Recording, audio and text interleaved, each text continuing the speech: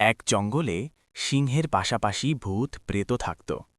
কিয়ারা ভয়ে কাঁপতে কাঁপতে বলল, এক তো বৃষ্টির ভয়ঙ্কর শব্দ উপর থেকে, তার উপর অদ্ভুত অদ্ভুত জন্তুর শব্দ তাকে ভয় পাওয়াতে বাধ্য করছিল। শিবাংশ এই মেয়েটার কারণে জঙ্গলে আটকে পড়েছিল, তার ওপর এই মেয়েটা তাকে খুব বিরক্ত করছিল। তার বাস চলছিল না যে এই মেয়েটাকে এখানেই ফেলে চলে যায়। তুমি কি কিছুক্ষণের জন্য তোমার বকবক বন্ধ করতে পারো? সে এতটুকু বলেছিল যে ভয়ে কাঁপতে থাকা কিয়ারা তার বুকে সেটে গেল। বৃষ্টিতে ভিজে যাওয়া দুটো শরীর একে অপরের সাথে মিলিত হতেই শিবাংশ রাজকুমারের হৃদয় খুব জোরে ধড়াস ধড়াস করতে লাগল।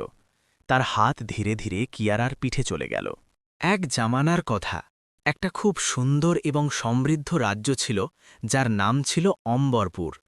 সেই রাজ্যের রাজা কমলেশ সিং খুবই ন্যায়পরায়ণ এবং দয়ালু রাজা ছিলেন। তার রানীর নাম ছিল কণিকা দেবী। রানী কণিকা দেবী খুব কঠোর স্বভাবের ছিলেন এবং রাজপ্রাসাদে প্রতিটি কথায় নিজের রোয়াব বজায় রাখতেন। রাজা রানীর একটা পুত্র ছিল যার নাম ছিল রাজকুমার শিবাংশ। রাজকুমার শিবাংশ খুবই সুন্দর এবং পরাক্রমী যুবক ছিল। তার বয়স প্রায় ২৫ বছর ছিল। রাজপ্রাসাদে আর একটা বালিকা থাকত যার নাম ছিল কিয়ারা। কিয়ারা কোনো সাধারণ বালিকা ছিল না, তার কাহিনী খুবই দুঃখজনক এবং পীড়াদায়ক ছিল। কিয়ারার মা বাবার মৃত্যু একটা ভয়ঙ্কর দুর্ঘটনায় হয়েছিল যখন সে মাত্র ৫ বছরের ছিল। সেই দুর্ঘটনা এতটা ভয়াবহ ছিল যে তার স্মৃতি আজও রাজা কমলেশ সিংয়ের মনে একটা গভীর ক্ষত হয়ে রয়ে গিয়েছিল। সেই দিনের কথা যখন রাজা কমলেশ সিং নিজের রথে চড়ে পাহাড়ি রাস্তা দিয়ে যাচ্ছিলেন। সেই দিনটা কোনো সাধারণ দিন ছিল না। রাজা সেই দিন বন্ধুদের সাথে মদ্যপান করেছিলেন এবং নেশার ঘোরে রথ চালাচ্ছিলেন। তার রথ খুব জোরে ছুটছিল। তার এটা একদম আন্দাজ ছিল না যে তার রথের গতি কতটা ভয়ঙ্কর হয়ে গিয়েছিল। সামনে থেকে আরেকটা রথ আসছিল, যাতে একটা পরিবার বসা ছিল: বাবা, মা এবং তাদের ৫ বছরের মেয়ে কিয়ারা। ওরা ৩ জন সেই বালিকার জন্মদিন উপলক্ষে বাজার থেকে কাপড় এবং গয়না কিনে ফিরছিল। পরিবারে খুশি ছিল। বালিকাটি তার মা বাবার সাথে বসে আনন্দে কথা বলছিল। হঠাৎ জোরে আসা রাজার রথের সাথে তাদের রথের ধাক্কা লাগল। ধাক্কাটা এতটা ভয়ঙ্কর ছিল যে সেই রথ রাস্তা থেকে সরে খাদে গিয়ে পড়ল। চারিদিকে একটা চিৎকার চেঁচামেচি শুরু হল। রাজা কমলেশ সিংয়ের সব নেশা এক মুহূর্তে উড়ে গেল। তার নিজের ভুলের এহসাস হল। এক মুহূর্তের জন্য তার মনে এলো যে তিনি সেখান থেকে পালিয়ে যান, কারণ চারপাশে খুব কম লোক ছিল এবং এটা একটা নির্জন পাহাড়ি রাস্তা ছিল। কিন্তু জানি না কেন তার ভিতরে মানবতা মাথা তুলল।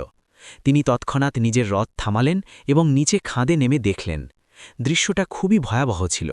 রথের সামনে বসা দুজন প্রাণী, অর্থাৎ সেই মা বাবা, ঘটনাস্থলেই প্রাণ ত্যাগ করেছিলেন।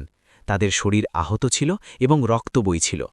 রাজার মনে হল যে এখানে আর থেকে লাভ নেই, ওরা জীবিত বেঁচে নেই। রাজা ফিরে যাওয়ার জন্য ঘুরলেনই যে তার কানে কোনো বালিকার কান্নার শব্দ শোনা গেল। তার পা থেমে গেল। তিনি চারদিকে তাকিয়ে দেখলেন যে রথে ওই দুজনের ছাড়া আর কোনো তৃতীয় প্রাণী নেই। তাহলে এই কান্নার শব্দ কোথা থেকে আসছে? তিনি মনোযোগ দিয়ে দেখলেন তো অল্প দূরেই শুকনো ঘাসের একটা গাদার ওপর একটা ছোট্ট বালিকা বসে কাঁদছিল। সম্ভবত ধাক্কার সময় রথের জানালা খোলা হয়ে গিয়েছিল এবং সেই জানালা দিয়ে বালিকাটি ছিটকে সেই ঘাসের গাদায় পড়ে গিয়েছিল। এটা ভগবানের চমৎকারই ছিল যে এত বড় দুর্ঘটনার পরেও বালিকাটির কোনো গুরুতর চোট লাগেনি। শুধু কিছু হালকা আঁচড় তার মুখে এবং হাতে ছিল। রাজা কমলেশ সিং বালিকাটির কাছে গেলেন এবং তাকে কোলে তুলে নিলেন। বালিকার কান্না দেখে, তার মুখে নির্দোষতা দেখে রাজার চোখে জল এসে গেল। আগে তার এত দুঃখ হয়নি, কিন্তু এখন সেই নির্দোষ বালিকার কান্না দেখে তার নিজের ভুলের তীব্র এহসাস হচ্ছিল। তার কারণে এই নির্দোষ বালিকার মা বাবার ছায়া তার মাথা থেকে উঠে গিয়েছিল। রাজা তৎক্ষণাৎ নিজের চাকরদের পাঠিয়ে রাজ্যের বৈদ্য এবং সৈন্যদের ডেকে আনালেন। অল্প সময়ের মধ্যেই বৈদ্য এবং সৈন্যরা সেখানে পৌঁছে গেল। দুটো লাশ সেখান থেকে নিয়ে যাওয়া হলো। রাজা নিজের ভুল স্বীকার করলেন এবং রাজ্যের প্রধান বিচারপতির সামনে নিজের অপরাধ কবুল করলেন। রাজাকে তার ভুলের জন্য শাস্তি দেওয়া হলো। তাকে কয়েক মাসের জন্য রাজপ্রাসাদ থেকে বাইরে সাধারণ জীবনযাপন করার শাস্তি শোনানো হলো। রাজা নিজের শাস্তি মেনে নিলেন, কিন্তু যাওয়ার আগে তিনি সেই বালিকাকে নিজের রাজপ্রাসাদে পাঠিয়ে দিলেন। তিনি নিজের চাকরদের আদেশ দিলেন যে বালিকাটির পুরো খেয়াল রাখতে হবে। রাজ্যের লোকেরা যখন সেই বালিকার পরিবার সম্পর্কে জানতে পারল, তখন তাদের ধাক্কা লাগল যে বালিকাটির মা বাবার ছাড়া তার আর কেউ নেই। ওরা গত ৭ বছর ধরে একটা ভাড়া বাড়িতে থাকত। প্রতিবেশীরা বলল যে ওদের বাড়িতে কখনো কেউ আসা যাওয়া করত না, মনে হতো তাদের কোনো আত্মীয় নেই। কিছু লোকের কাছ থেকে জিজ্ঞাসা করে জানা গেল যে ওই দুজনে প্রেম করে বিয়ে করেছিল এবং নিজেদের পরিবার থেকে আলাদা হয়ে থাকতে শুরু করেছিল। সম্ভবত সেই কারণেই তাদের পরিবারের লোকেরা তাদের সাথে সম্পর্ক ছিন্ন করেছিল। এখন বালিকাটির কোনো নিজের লোক ছিল না। রাজ্যের বিচারপতি এসব জেনে সিদ্ধান্ত নিলেন যে বালিকাটির দেখভালের দায়িত্ব রাজা কমলেশ সিংয়েরই থাকবে। রাজাও এটা মেনে নিলেন, কিন্তু তিনি বিচারপতিকে বললেন যে ভবিষ্যতে যদি কখনও বালিকাটির পরিবারের লোকেরা আসে তাহলে তাকে তাদের হাতে তুলে দেওয়া হবে। এইভাবে সেই বালিকা রাজপ্রাসাদে থাকতে শুরু করল। রানী কণিকা দেবীকে যখন এই কথা জানা গেল তখন তিনি খুব রেগে গেলেন। তার একদম পছন্দ হয়নি যে একটা অজানা বালিকাকে তাদের রাজপ্রাসাদে রাখা হবে। কিন্তু সেই সময় তার স্বামীর চিন্তা বেশি ছিল, যিনি রাজপ্রাসাদের বাইরে শাস্তি ভোগ করছিলেন। তাই তিনি বালিকাটির উপর বেশি মনোযোগ দিলেন না এবং তাকে দাসীদের হাতে তুলে দিলেন। কিয়ারা রাজপ্রাসাদে বড় হতে লাগল। রানী কণিকা দেবী তার থেকে সবসময় ঘৃণা করতেন, কিন্তু রাজা কমলেশ সিংয়ের স্নেহ তার জীবন যাপনের জন্য যথেষ্ট ছিল। রাজা তার প্রতিটি প্রয়োজনের খেয়াল রাখতেন। তাকে গুরুকুলে শিক্ষা দেওয়া হল। রাজকুমার শিবাংশ সেই সময় ১৭ বছরের ছিল যখন কিয়ারা রাজপ্রাসাদে এল। শিবাংশ সেই সময় যুদ্ধকলা এবং রাজনীতির শিক্ষা নেওয়ার জন্য অন্য রাজ্যে গুরুকুলে ছিল। যখন সে ৫ বছর পর ফিরে এলো তখন কিয়ারা ১০ বছরের হয়ে গিয়েছিল। শিবাংশকে শুরু থেকেই তার মা রানী কণিকা দেবী কিয়ারার সম্পর্কে খারাপ খারাপ কথা বলতেন। তিনি শৈশব থেকেই শিবাংশের মনে কিয়ারার প্রতি ঘৃণার বীজ বপন করেছিলেন। রানী ভয় পেতেন যে কখনো তার ছেলে সেই সুন্দর বালিকার প্রতি আকৃষ্ট না হয়ে যায়। কিয়ারা শৈশব থেকেই অত্যন্ত রূপবতী ছিল। তার কাচের মতো সোনালি চোখ, দুধের মতো গোড়া এবং কোমল শরীর, সোনালি লম্বা ঘন চুল এবং সুন্দর মুখমণ্ডল যে কোনো লোককে মোহিত করতে পারত। রানী এটা ভালোভাবেই জানতেন এবং তাই তিনি চাইতেন না যে তার ছেলে কিয়ারার সাথে কখনো ঘনিষ্ঠতা স্থাপন করুক। যতদিন রাজা কমলেশ সিং জীবিত ছিলেন কিয়ারার কোনো জিনিসের অভাব হয়নি, তার সব প্রয়োজন পূরণ হতো। কিন্তু ৬ মাস আগেই রাজা কমলেশ সিংয়ের হৃদরোগে মৃত্যু হয়ে গেল। তার চলে যাওয়ার পর কিয়ারার জীবন আরও কঠিন হয়ে গেল। এখন রাজপ্রাসাদে রানী কণিকা দেবী এবং রাজকুমার শিবাংশই ছিলেন। শিবাংশ এখন রাজ্যের উত্তরাধিকারী ছিল। সে রাজ্যের কাজে ব্যস্ত থাকত। কিয়ারা রাজপ্রাসাদে থাকত, কিন্তু তার অবস্থা একটা দাসীর থেকে বেশি ছিল না। রানী তাকে ছোট ছোট কাজে লাগিয়ে রাখতেন। কিয়ারার শৈশব থেকেই রাজকুমার শিবাংশের প্রতি প্রেম হয়ে গিয়েছিল। সে জানত না কখন এবং কিভাবে তার এই কোমল হৃদয় শিবাংশের জন্য ধড়কতে শুরু করেছিল। যখন সে ১২ বছরের হল তখন শিবাংশ যুদ্ধকলা শিখতে অন্য রাজ্যে চলে গেল। সেই সময় থেকেই কিয়ারার তার অভাব বোধ হতে লাগল। তার মনে হতো সে শিবাংশ ছাড়া অসম্পূর্ণ। তার খুব মনে পড়ত শিবাংশকে। সে চুপি চুপি রাজকুমারের কক্ষে গিয়ে তার ছবি দেখে মন ভোলাত। কখনো কখনো সেই ছবির সাথে কথাও বলত। যখনই রানী তাকে রাজকুমারের কক্ষে দেখে ফেলতেন তখন সে পরিষ্কার করার ছুতো করত। পুরো ৮ বছর পর রাজকুমার শিবাংশ যখন ফিরে এলো তখন কিয়ারার সংসারই বদলে গেল। সে ২০ বছরের হয়ে গিয়েছিল। সে তৃপ্তি করে শিবাংশকে দেখল। সে আগের থেকেও বেশি সুন্দর হয়ে গিয়েছিল। তার মুখে এখন হালকা দাড়ি এবং ঘন গোঁফ ছিল, যা তার সৌন্দর্যকে আরও বাড়িয়ে দিচ্ছিল। কিয়ারার চোখ তার থেকে সরছিল না। তার অস্থির হৃদয় শান্তি পাচ্ছিল। কিন্তু শিবাংশ তো তার দিকে মনোযোগই দিচ্ছিল না। সে তার মায়ের কাছে বসে কথা বলছিল। রানী যখন কিয়ারাকে ডাকলেন তখন সে চমকে রান্নাঘরে চলে গেল। কিয়ারা জানত যে সে শিবাংশকে ভালোবাসে, কিন্তু সে এটাও জানত যে রাজকুমার শিবাংশ তার ভাগ্যে লেখা নয়। সে নিজের মনকে বোঝাত, কিন্তু হৃদয়ে তো তার বশে ছিল না। কিছুদিন আগের কথা যে কিয়ারাকে একটা জরুরি কাজে পড়শি রাজ্য চন্দ্রপুর যেতে হয়েছিল। সে তার গুরুকুল সম্পর্কিত কোনো লেখা জমা দিতে যাচ্ছিল। তার সাথে তার এক সখীও ছিল, কিন্তু ফেরার সময় তার সখীর মত বদলে গেল এবং সে সেখানেই তার এক আত্মীয়ের বাড়িতে থেকে গেল। সে কিয়ারাকে বলল যে সে বুলক গাড়িতে বসে ফিরে চলে যাক। কিয়ারা খুব ভীতু এবং সরল স্বভাবের ছিল। সে কখনো একা এক জায়গা থেকে অন্য জায়গায় যায়নি। এখন সে এক রাজ্য থেকে অন্য রাজ্য একা কি করে যাবে? সে কিছু বলতে চেয়েছিল, কিন্তু তার আগেই তার সখী চলে গেল। এখন কিয়ারা একা ছিল। সূর্য ডুবতে শুরু করেছিল এবং আকাশে মেঘও জমতে লাগল। কিয়ারা বারবার রানী কণিকা দেবীকে খবর পাঠানোর চেষ্টা করছিল, কিন্তু রানী পর্যন্ত খবর পৌঁছাচ্ছিল না। তার মন কাঁদতে চাইছিল। মেঘের গর্জন তার হৃদয়কে আরও ভয়ার্ত করছিল। তারপর সে কাঁপতে কাঁপতে হাতে রাজকুমার শিবাংশকে খবর পাঠানোর সিদ্ধান্ত নিল। শিবাংশকে যখন একটা অপরিচিত লোকের দ্বারা খবর এলো তখন সে শুনল। সম্ভবত প্রয়োজনই অনুভব করেনি। সে তো 6 মাস আগেই অন্য রাজ্য থেকে ফিরেছিল। সেই বালিকার নাম মনে রাখা তো দূরের কথা, সে কিয়ারাকে মনোযোগ দিয়ে দেখেওনি। খবরে কিয়ারা করুণ কণ্ঠ ছিল। সে বলেছিল যে সে লেখা জমা দিতে চন্দ্রপুর গিয়েছিল এবং এখন বাড়ি ফিরতে পারছিল না, এবং তাকে বুঝতে পারছিল না কোন বুলক গাড়িতে বসবে। শিবাংশের রাগ হয়ে গেল। সে ভাবল যে এটা কতটা মূর্খ, এটুকুও জানে না যে সোজা অম্বরপুরের বুলকগাড়ি ধরতে হবে। শিবাংশ রাগে বলল যে সে সেখানেই থাকুক, সে আসছে। শিবাংশ নিজের রথ তৈরি করালো এবং চন্দ্রপুরের দিকে রওনা দিল। প্রায় 1 প্রহরের যাত্রার পর সে চন্দ্রপুর পৌঁছে গেল। এটা সৌভাগ্যের কথা যে কিয়ারা আগেই খবর পাঠিয়ে দিয়েছিল। যদি সে রাজপ্রাসাদে পৌঁছানোর পর খবর পাঠাতো তাহলে শিবাংশকে প্রায় 2 প্রহরের যাত্রা করতে হতো। তার কর্মস্থল চন্দ্রপুর এবং অম্বরপুরের মাঝামাঝি ছিল, তাই তার সময় বেঁচে গেল। শিবাংশ কাঁপতে থাকা কিয়ারাকে দেখল। সে ঘুরে তার দিকে তাকালো এবং বলল যে এখন দাঁড়িয়ে দাঁড়িয়ে কি দেখছিস, চলো। কিয়ারা যেই শিবাংশের আশায় স্বস্তি অনুভব করছিল, এখন তার রাগে ভরা কণ্ঠে চমকে সম্বিত ফিরে পেল এবং চুপচাপ তার রথে গিয়ে বসল। ওরা এখনও অল্পই দূর গিয়েছিল যে আবহাওয়ার মেজাজ আরও খারাপ হতে লাগল।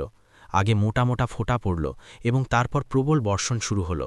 শিবাংশ রথ যত জোরে চালাতে পারছিল চালাচ্ছিল, যাতে সময় মতো রাজপ্রাসাদে পৌঁছে যায়। কিন্তু এটা সম্ভব হচ্ছিল না দেখে প্রবল ঝড়ো বৃষ্টিতে রথ রাস্তায় ছুটছিল। দুধারে নির্জন জঙ্গল ছিল এবং মাঝ রাস্তায় শুধু তাদের একা রথ ছিল। সামনের দৃশ্য ঝাপসা ছিল এবং শিবাংশ কঠোর রাগে ভরা বসেছিল। সে মনে মনে বকে যাচ্ছিল যে কি মুশকিল, এত জোরে বৃষ্টি হচ্ছে যে সামনে কিছুই দেখা যাচ্ছে না।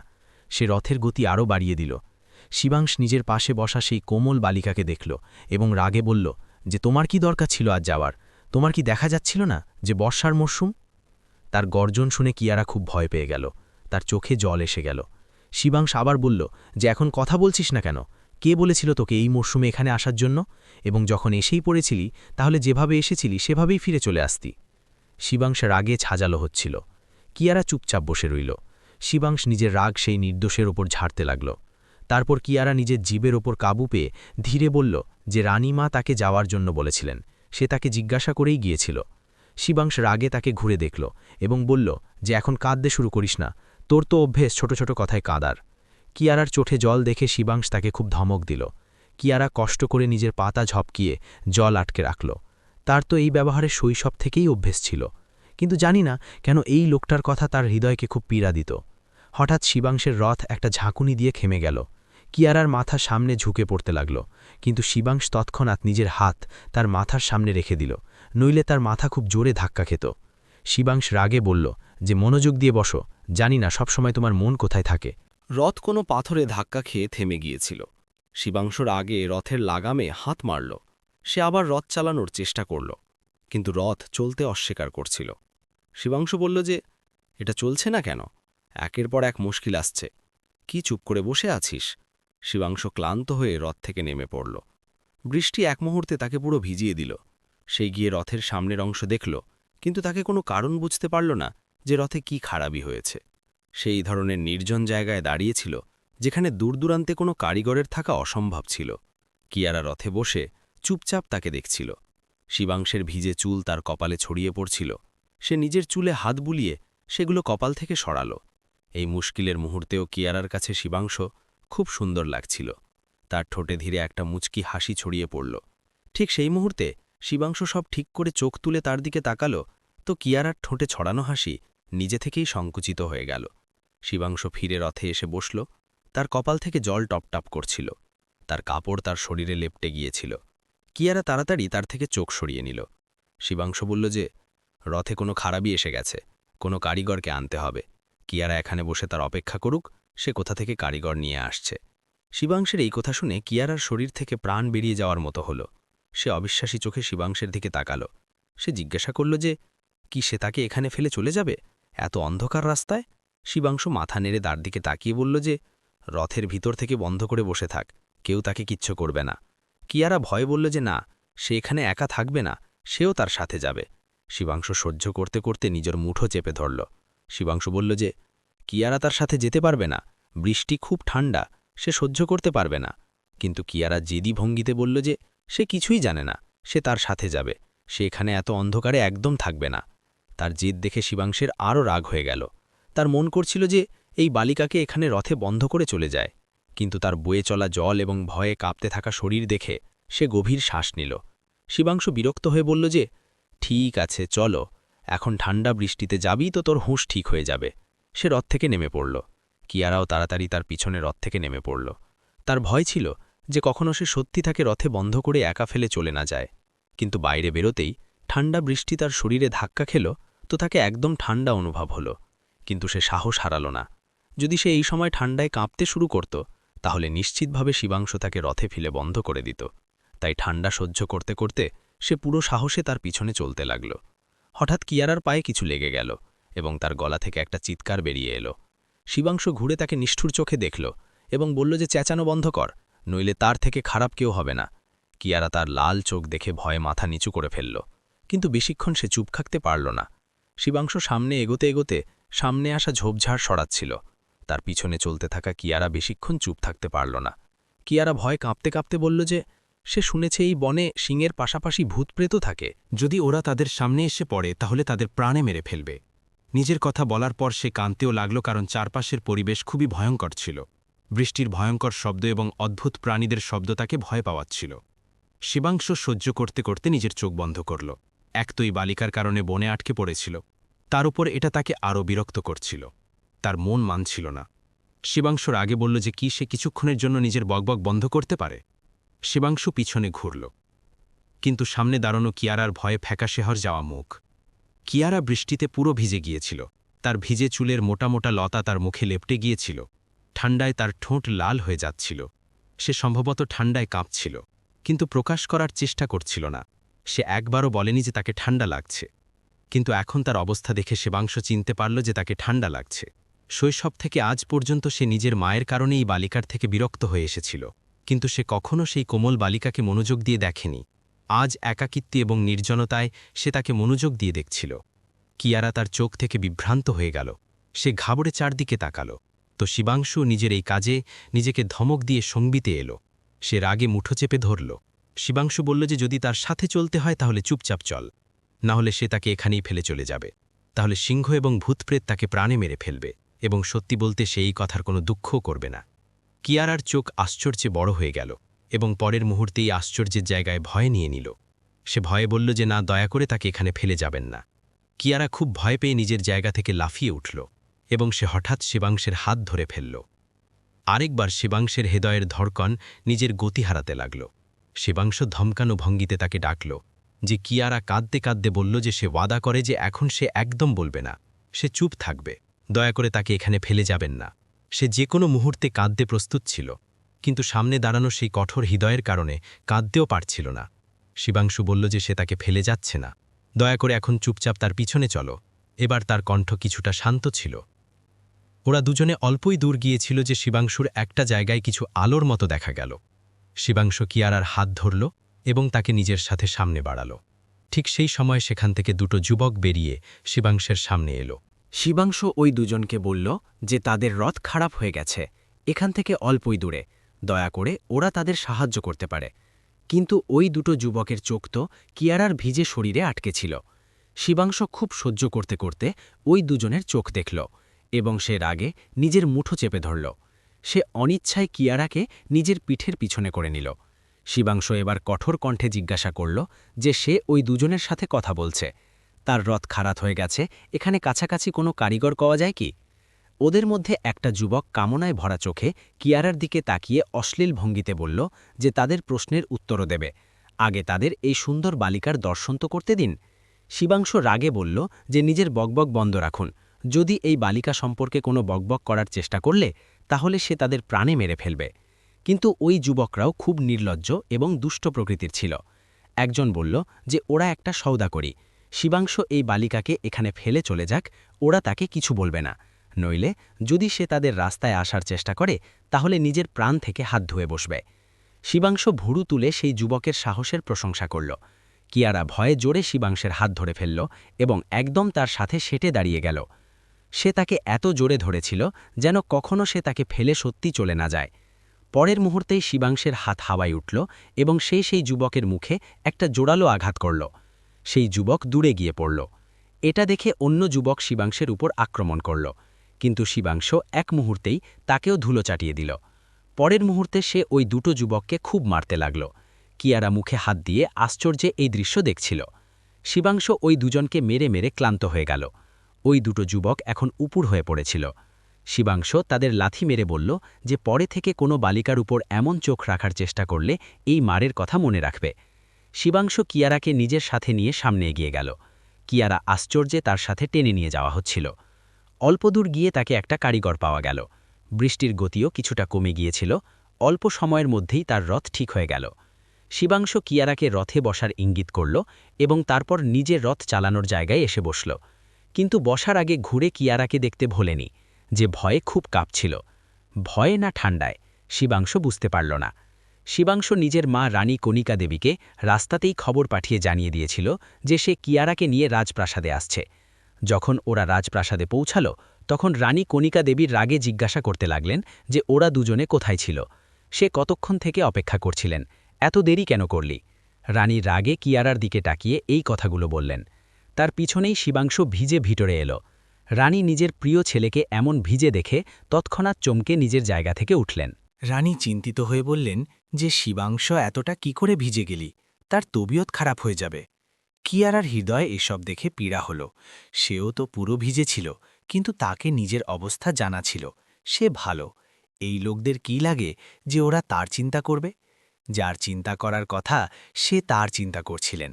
কিন্তু মানবতার খাতিরেই যদি রানী তাকে অল্প একটু সহানুভূতি দেখাতেন, তাহলে সম্ভবত কিয়ারার হৃদয়ে স্বস্তি আসত।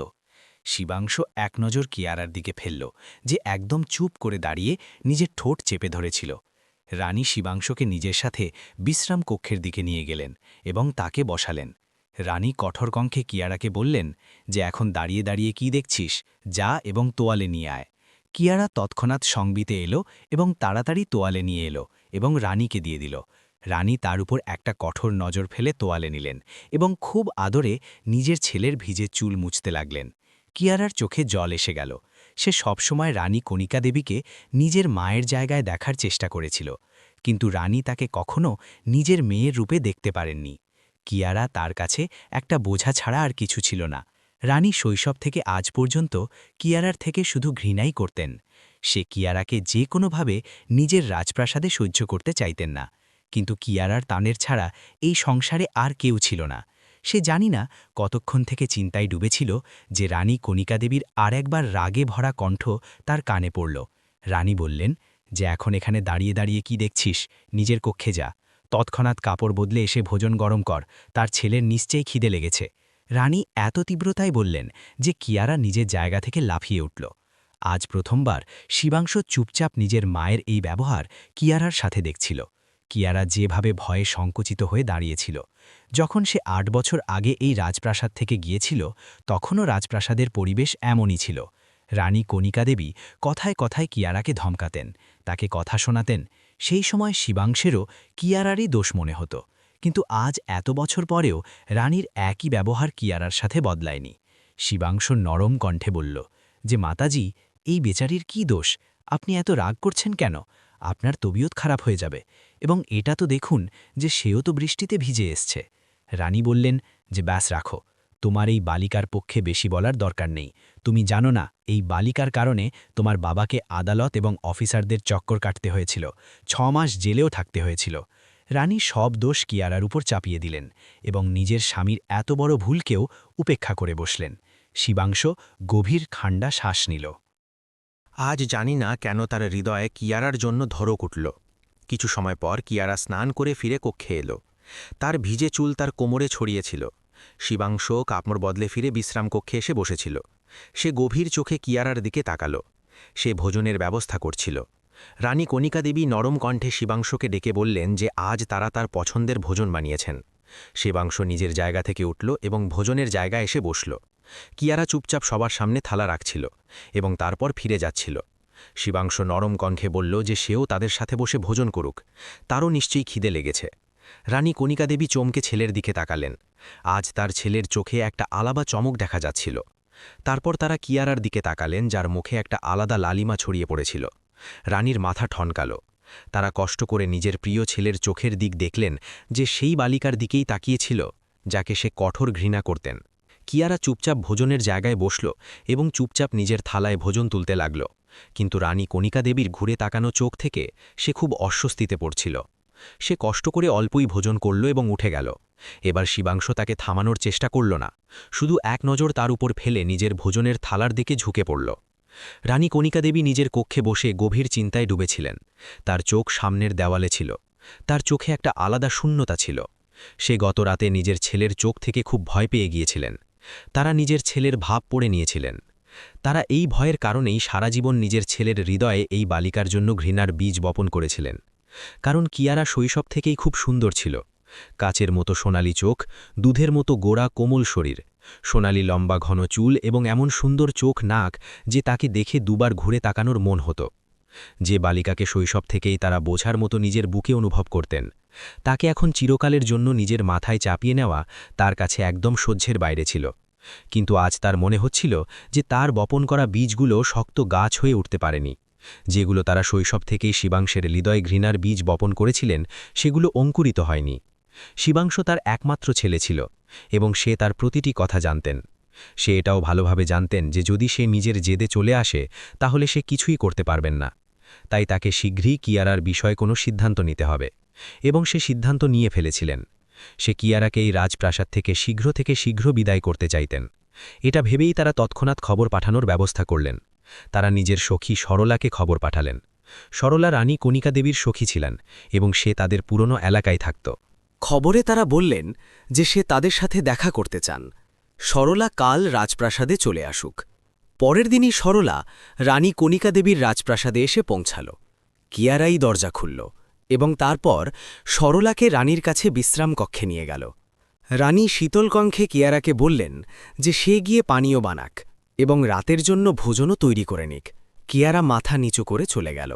সরলা আশ্চর্যে বলল যে এটা কতটা বড় হয়ে গেছে এবং কি রূপ রং নেওয়া হয়েছে এর। যখন সে এটাকে দেখেছিল তখন এটা ছোট ছিল এবং আজ তো এতটা বড় হয়ে গেছে। রানী কণিকা দেবী ঠান্ডা শ্বাস নিলেন। তারা বললেন যে সরলা, তারা তাকে এই কারণেই ডেকেছেন যে সে এখন এই বালিকার বিয়ে করে এর থেকে মুক্ত হতে চান। সরলা বলল যে বিয়ে? কিন্তু এত শীঘ্রতা কেন? হ্যাঁ ঠিক আছে, শরীর নেওয়া হয়ে গেছে, কথা বলার বোঝাও এসে গেছে, কিন্তু এখনও সম্ভবত মাত্র ১৯-২০ বছরেরই হয়েছে। রানী বললেন যে হ্যাঁ, তো ১৯-২০ বছর কম নয় সরলা। তার তো মনে হয় যে ২ বছর আগেই এটাকে রাজপ্রাসাদ থেকে বিদায় করে দিতেন। সে চান যে সরলা তার জন্য কিয়ারার কিছু সম্পর্ক দেখাক। সে শুধু এখন শীঘ্র থেকে শীঘ্র এটাকে রাজপ্রাসাদ থেকে বের করে দিতে চান। সরলা বলল যে কণিকা, এদিক ওদিক সম্পর্ক দেখার কি দরকার? এত সুন্দর, এত কোমল, এত সরল এবং তার উপর তার ইঙ্গিতে চলা বালিকা খুঁজতে গেলেও পাওয়া যাবে না। সরলার কথা শুনে রানী কণিকা দেবীর মুখের রং বদলে গেল। তারা জিজ্ঞাসা করলেন যে সরলা কি বলতে চাইছে। জেনে শুনেও যেন তারা অজান্তার ভান করলেন। সরলা বলল যে এতে না বোঝার কি আছে? দেখ, তারও ছেলে যুবক, কালকে সে তার বিয়ে করবে, তো এই বালিকা থেকেই করুক। সারা জীবন তার চরণ ধুয়ে খাবে, একটা কথাও বলবে না, যেভাবে রাখবে সেভাবে থাকবে। সরলা আরও বলল যে নইলে আজকালকার বালিকাদের তো সে জানে, আসতেই নিজের অধিকার জমাতে শুরু করে দেয়, ছেলেকে নিয়েও মা বাবার থেকে আলাদা হয়ে যায়। তার তো একমাত্র ছেলে, সারা জীবন একাকিত্বের পীড়া সহ্য করবে। এর থেকে ভালো যে এই বালিকাকেই নিজের পুত্রবধূ বানিয়ে নিন। সরলার এই পরামর্শ শুনে রানী কণিকা দেবীর মাথার রেখা গভীর হয়ে গেল। তারা রাগে সরলাকে দেখলেন। রানী বললেন যে সরলা, তারা যে কাজের জন্য তাকে দেখেছেন, ভালো যে সে সেইটাতেই মন দেয়, তার বেশি পরামর্শ দেওয়ার দরকার নেই। সে এই বালিকাকে কখনো নিজের রাজপ্রাসাদের পুত্রবধূ বানাবেন না। সে তো নিজের একমাত্র ছেলের জন্য কোনো সমৃদ্ধ কুলের বালিকা নিয়ে আসবেন। রানী আরও বললেন যে সে তো এই বালিকাকে এই আশায় নিজের রাজপ্রাসাদে রেখেছিলেন যে হয়তো একদিন এর পরিবারের লোকেরা এটাকে নিয়ে যাবে, কিন্তু যেন ওরাও এই বালিকা থেকে মুক্তি পেয়ে খুশি ছিল। আজ পর্যন্ত এই বালিকাকে তার পরিবারের লোকেরা নিতে আসেনি। রানী বললেন যে জানি না এর মা বাবা কেমন ছিল। ভালো সংসারে কি এমন লোকও হয় যাদের নিজের কোনো সম্পর্কই না থাকে? দুষ্ট চরিত্রের হবে। সব পরিবারের লোকেরা এর মা থেকে এর বাবা পর্যন্ত সম্পর্ক ছিন্ন করেছে এবং এই নোংরার গাঁদা তাদের রাজপ্রাসাদে এসে থাকতে শুরু করল। এবং সরলা বলছে যে সে এই নোংরার গাঁদাকে স্থায়ীভাবে নিজের রাজপ্রাসাদে রাখুক, এটা তো সম্ভব নয়। রানী বললেন যে এই বালিকার সাথে বিয়ে করে ভালো তার ছেলেকে কি পাবে, এবং সেটাও যে সে এই বালিকার সাথে কখনো নিজের ছেলের বিয়ে করবেন না। রানীর কণ্ঠ থেকে স্পষ্ট ছিল যে তার সরলার এই কথা একদম পছন্দ হয়নি। তারা বললেন যে সরলা শীঘ্র থেকে শীঘ্র এর জন্য কোনো সম্পর্ক নিয়ে আসুক। সে এর বিয়ে করে এটাকে এই রাজপ্রাসাদ থেকে বিদায় করতে চান। রানী বললেন যে তার পরে সে নিজের ছেলের জন্য কোনো চাঁদের মতো সুন্দর পুত্রবধূ নিয়ে আসবেন এবং তারপরে সে নিজের হৃদয়ের সব অভিলাষ পূরণ করবেন। শিবাংশের উল্লেখে রানী হাসছিলেন। সরলা বলল যে ঠিক আছে, সে চিন্তা করবেন না, সে শীঘ্রই কিয়ারার জন্য কোনো ভালো সম্পর্ক নিয়ে আসছে। সরলার কথা শুনে রানী কণিকা দেবী ঠান্ডা শ্বাস নিলেন। যেখানে দরজার বাইরে দাঁড়ানো কিয়ারার চোখ থেকে জল বইতে লাগল। সে পানীয়ের থালা নিয়ে দাঁড়িয়েছিল, তার হাত কাঁপছিল। বড় কষ্টে সে জলের উপর কাবু পেল এবং পানীয়ের থালা নিয়ে ভিতরে এলো। কিয়ারাকে দেখে দুজনেই চুপ হয়ে গেল। কিয়ারার হৃদয় হাজার টুকরো হয়ে গেল। সে নিজের জল গিলতে গিলতে ফিরে গেল। সে সোজা নিজের কক্ষে এসে বিছানায় এসে ফুপিয়ে ফুপিয়ে কাঁদতে লাগল। জানি না তার এই ভোলা হৃদয় সবসময় থেকেই রাজকুমার শিবাংশের জন্য কেন মচলাতে লাগল। কখন থেকে তাকে শিবাংশ ভালো লাগতে শুরু করেছিল তাকে জানা ছিল না। সে তো 12 বছর বয়স থেকেই শিবাংশকে ভালোবাসছিল, কিন্তু সে এটাও জানত যে রাজকুমার শিবাংশ তার ভাগ্যে লেখা নয়। সে নিজের হৃদয়কে বোঝাত, কিন্তু আজ তো তাকে বিশ্বাস হয়ে গেল যে সে সত্যি রাজকুমার শিবাংশের কপালে লেখা নয়। সে কতক্ষণ বসে নিজের ভাগ্যের ওপর জল ঝরাতে লাগল। তারপর নিজের ভাগ্যের সাথে সমঝোতা করে বসল, কারণ সে এটাও জানত যে তার জন্য শিবাংশের ভালোবাসা পাওয়া অসম্ভব। সে গভীর শ্বাস নিতে লাগল। তার চোখের সাথে তার হৃদয়ও জ্বলছিল। তাকে বিশ্বাস ছিল যে রাজকুমার শিবাংশ তাকে ভালোবাসে না, তো সে কার বলে নিজের ভালোবাসার জন্য দাঁড়াবে? সে নিজের একতরফা ভালোবাসাকে নিজের হৃদয়ে চাপা দিয়ে দিল। সে শিবাংশের সামনে নিজের ভালোবাসার ভিক্ষা চাইতে পারত না। কিয়ারা উদ্যানে ঝুলায় বসে বা নিজের ভাগ্যের বিষয়ে ভাবছিল। রানী কণিকা দেবী তাকে বলেছিলেন যে সে আজ সন্ধেবেলা তৈরি থাকুক, তাকে দেখতে কিছু লোক আসছে। কিয়ারা তাদের কথা শুনে নিজের মাথা সম্মতিতে নেড়েছিল, কিন্তু তার হৃদয়ে ভিতর থেকে রক্তের জ্বর কাঁদছিল। ঠিক তখন শিবাংশু নিজের কর্মস্থল থেকে রাজপ্রাসাদে ফিরে এলো।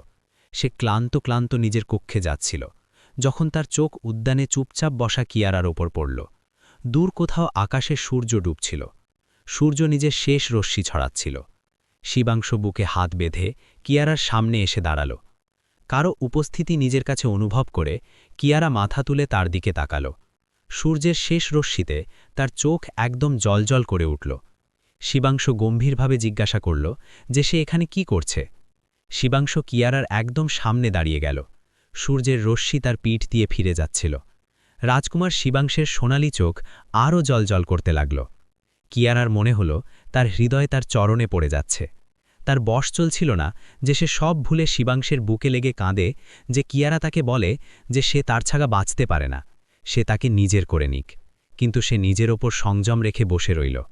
তাকে চুপ দেখে শিবাংশু আবার জিজ্ঞাসা করল, উত্তর দিচ্ছিস না কেন? এবার তার কণ্ঠ কিছুটা রুক্ষ ছিল।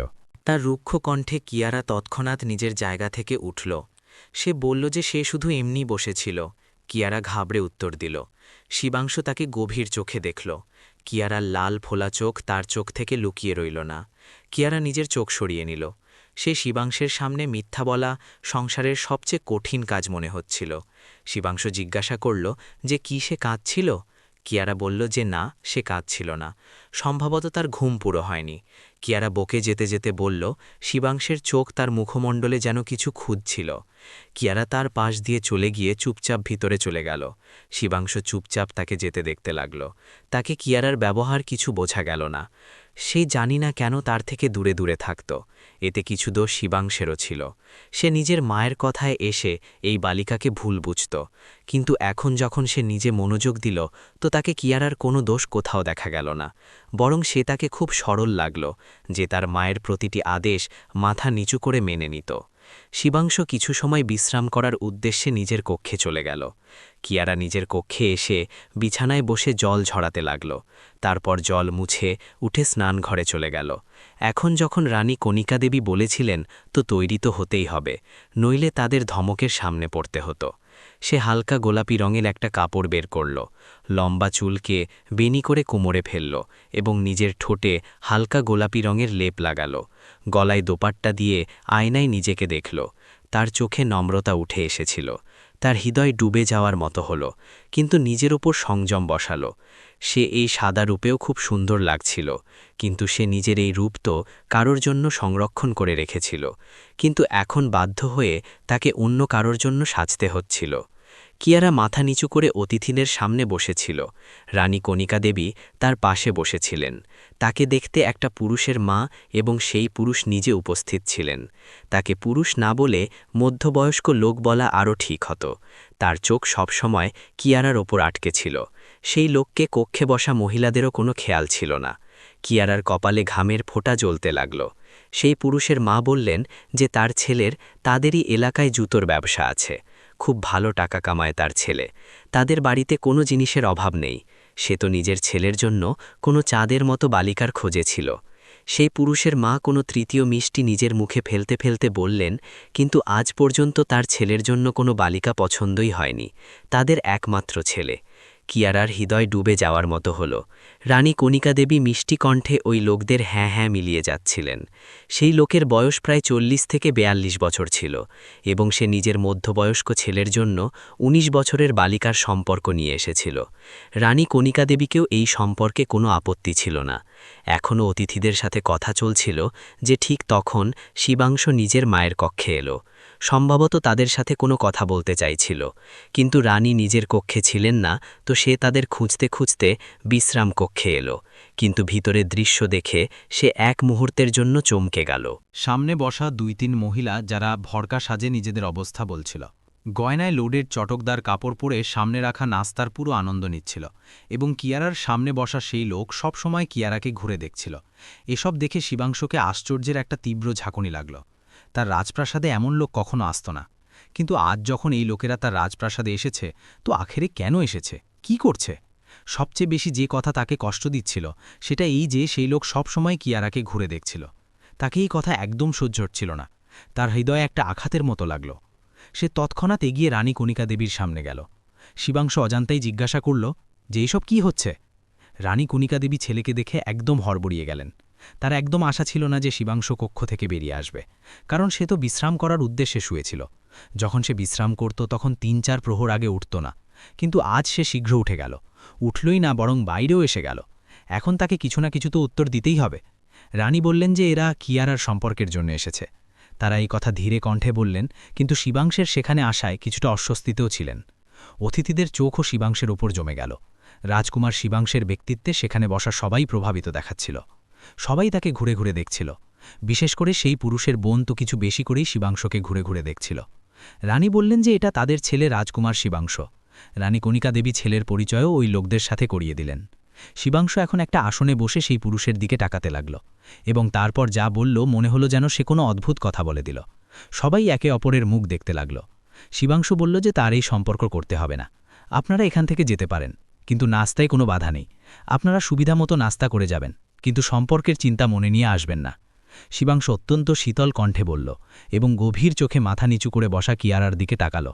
কিয়ারা তার কথা শুনে এক ঝটকায় মাথা তুলে তাকে দেখল। ওদের দুজনের চোখ কিছু মুহূর্তের জন্য মিলল। রানী কণিকা দেবী হঠাৎ নিজের জায়গা থেকে উঠে দাঁড়ালেন। তারা রাগে জিজ্ঞাসা করলেন যে সে কি বলছে।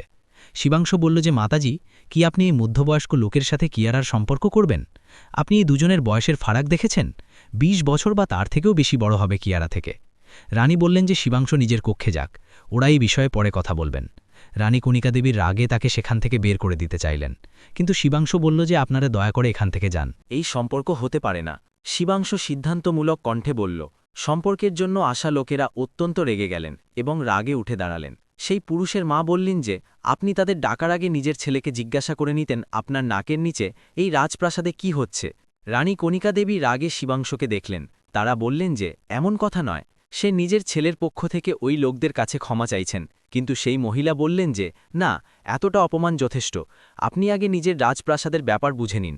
আপনার ছেলে তো এই বালিকার বিয়ে হতে দেবে না, কারণ তার চোখে যা আছে সেটা তাকে দেখা যাচ্ছে এবং আপনাকে দেখা যাচ্ছে না কেন? সেই মহিলা অত্যন্ত অসভ্যতায় বললেন। রানী কণিকা দেবী তাদের থামাতে থাকলেন, কিন্তু ওই লোকেরা রানীর একটা কথাও শুনলেন না এবং ওরা সেখান থেকে উঠে চলে গেলেন। কিয়ারা এবং রানী কণিকা দেবী আশ্চর্য এবং অবিশ্বাসে শিবাংশের দিকে দেখছিলেন। দুজনেরই নিজের চোখের উপর বিশ্বাস হচ্ছিল না। রানী বললেন যে শিবাংশ তার মস্তিষ্ক তো ঠিক আছে, এত ভালো সম্পর্ক পাওয়া গিয়েছিল কিয়ারার জন্য, এবং সে ওই লোকদের রাজপ্রাসাদ থেকে বের করে দিল। সে জিজ্ঞাসা করছেন যে সে কি ভেবে এসব করেছে। রাজপ্রাসাদে আসা অতিথিদের সাথে কি কেউ এমন ব্যবহার করে? রানী কণিকা দেবী রাগে ভরা বসেছিলেন এবং তারা সব রাগ শিবাংশের ওপর ঝাড়লেন। শিবাংশ সংযম করতে করতে মায়ের দিকে তাকাল। সে বলল যে, মাতাজি, কি আপনার এই সম্পর্কে কোনো কমতি দেখা যাচ্ছে না? সেই লোক কিয়ারার থেকে দ্বিগুণ বয়সের। আপনি কি ধরনের লোকের সাথে কিয়ারার বিয়ে করতে পারেন? শিবাংশ স্পষ্ট কথায় বলল। কিয়ারার চোখ আশ্চর্যে বড় হয়ে গেল। রানী কণিকা দেবী আগে তো খাওয়ার মতো চোখে কিয়ারাকে ঘুরে দেখলেন। তারপর তারা জিজ্ঞাসা করলেন যে শিবাংশকে এই সম্পর্কে আপত্তি কেন হচ্ছে। এটা তাদের সমস্যা, সে কিয়ারার বিয়ে যার সাথে করুন, তাকে তার সাথে কি? শিবাংশ বলল যে তাকে আপত্তি আছে মাতাজি, কারণ সে কিয়ারাকে পছন্দ করে এবং সে তার সাথে বিয়ে করতে চায়। আপনি এভাবে কিয়ারার হাত কোনো রাস্তার লোককে দিতে পারেন না। শিবাংশ আজ নিজের মায়ের সামনে দাঁড়িয়ে কিয়ারার জন্য নিজের পছন্দ প্রকাশ করল, এবং শিবাংশের কথা শুনে রানী কণিকা দেবীর মাথায় আকাশ ভেঙে পড়ল। তারা অবিশ্বাসী চোখে শিবাংশের দিকে তাকালেন। যে কথা থেকে সে ভয় পেতেন, আজ সেই কথাই বাস্তবের রূপ নিয়ে তাদের সামনে এসে দাঁড়িয়ে গেল। রানী বললেন যে শিবাংশের মস্তিষ্ক বিকৃত হয়ে গেছে, সে জানে কি সে কি বলছে। রানী কণিকা দেবী রাগে নিয়ন্ত্রণ হারিয়ে চেঁচিয়ে উঠলেন। শিবাংশ গভীর শ্বাস নিল। সে বলল যে মাতাজি, সে খুব ভালোভাবে জানে সে কি বলছে। রানী কণিকা দেবী এক ঝটকায় কিয়ারার দিকে ঘুরলেন এবং অত্যন্ত রাগে তাকে দেখতে লাগলেন। সে সামনে এগিয়ে তার হাত খুব জোরে ধরে মুচড়ে দিল। কিয়ারার মুখ থেকে একটা হালকা চিৎকার বেরিয়ে এলো। রানী বললেন যে, বল, কখন তুই তাদের ছেলের উপর জাল ফেলেছিস এবং তাকে নিজের ভালোবাসার বাঁধনে বেঁধেছিস? তাদের জানতেও পারেনি যে সে তাদের নাকের নিচে নিজের সৌন্দর্যের জাদু তাদের ছেলের ওপর চালাচ্ছিল। রানী কণিকা দেবী খুব চেঁচাচ্ছিলেন। তাদের এই ধরনের অভিযোগে কিয়ারার চোখ থেকে জল বইতে লাগল। হ্যাঁ, এটা সত্যি ছিল যে সে শিবাংশকে ভালোবাসে, কিন্তু তাকে শিবাংশ থেকে এই কথার আশা ছিল না যে শিবাংশ তাকে ভালোবাসে। এবং আজ শিবাংশের মুখ থেকে নিজের জন্য ভালোবাসার প্রকাশ শুনে সে সত্যি পাথরের মতো জমে গেল। শিবাংশ বলল যে, মাতাজি, এটাকে ছেড়ে দিন। কি করছেন? এই সময় এর কোনো দোষ নেই, এ তো কোনো কথা সম্পর্কেও জানে না। শিবাংশ কিয়ারার হাত রানী কণিকা দেবীর হাত থেকে ছাড়িয়ে নিতে নিতে বলল। কিয়ারা তৎক্ষণাৎ নিজের জায়গা থেকে 2 পা পিছিয়ে গেল। নইলে রানী কণিকা দেবীর বিশ্বাস ছিল না, সে আজ তার গলাই চেপে ধরত। রানী বললেন যে, যেমন মা তেমন মেয়ে। এর মাও এইভাবেই রাজপ্রাসাদ থেকে পালিয়ে বিয়ে করেছিল। এর সব আত্মীয়রা এর মাকে এর বাবা পর্যন্ত ত্যাগ করেছিল। রানী আরও বললেন যে তাই তো আজ পর্যন্ত এর কোনো আত্মীয় এটাকে নিতে আসেনি, এবং আজ এটাও সেই করছে যা এর মা করেছিল। দোষ তাদেরই, যারা এই বালিকাকিলি রাজপ্রাসাদে থাকার জায়গা দিয়েছিলেন। রানী বললেন যে তাদের কি জানা ছিল যে তারাই এটাকে খাইয়ে দেবে? যদি তাদের জানা থাকত শিবাংশ এই বালিকার জন্য তাদের সামনে এসে দাঁড়িয়ে যাবে, তো শৈশবে সে এর গলা চেপে এর প্রাণ নিয়ে নিত। রানী কণিকা দেবী পাগলামির কণ্ঠে চেঁচাচ্ছিলেন এবং কিয়ারা ভয়ে দাঁড়িয়েছিল। রানী কণিকা দেবীর কথা শুনে তার হৃদয়ে মনে হল যে ধরতি ফেটে যাক এবং সে তাতে শমিয়ে যাক। শিবাংশের ভালোবাসা তাকে সম্মান এবং মান দেওয়ার বদলে তাকে তারই চোখে নামিয়ে দিয়েছিল। সে শৈশব থেকেই নিজের মায়ের জন্য এমন তানা শুনে এসেছিল, এবং আজ সেই তানায় পাকা মোহর লেগে গিয়েছিল।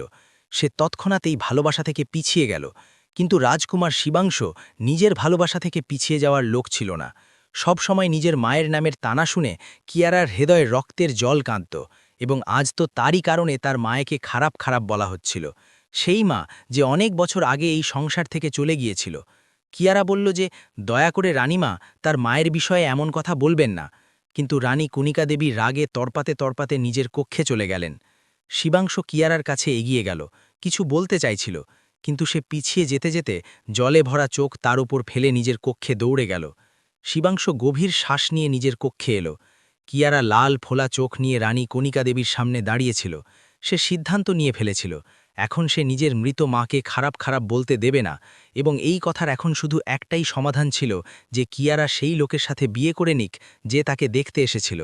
তাই রাতভর জেগে থাকার পর সে রানী কণিকা দেবীর সামনে মাথা নিচু করে দাঁড়িয়েছিল। রানী কাঁটা চোখে তার দিকে তাকালেন, কিন্তু মুখ থেকে কিছুই বললেন না। কিয়ারা বলল যে কাল যে তার জন্য সম্পর্ক এসেছিল, আপনি ওই লোকদের সম্মতি বলে দিন, এবং কাল তাদের সাথে যা কিছু হয়েছিল সে তার জন্য তাদের কাছে ক্ষমা চাইতেও প্রস্তুত। রানী কণিকা দেবী প্রথমবার চোখ তুলে তার দিকে তাকালেন। তারা বললেন যে নিজের ছেলেকে নিজের বিরুদ্ধে ভড়কানোর পর এখন তাদের সামনে নির্দোষ হওয়ার নাটক করছে। রানী আরও বললেন যে এবং সেটাও যে এই বালিকার সাথে নিজের ছেলের বিয়ে করবেন না। রানীর কণ্ঠ থেকে স্পষ্ট ছিল যে তার এই কথা একদম পছন্দ হয়নি।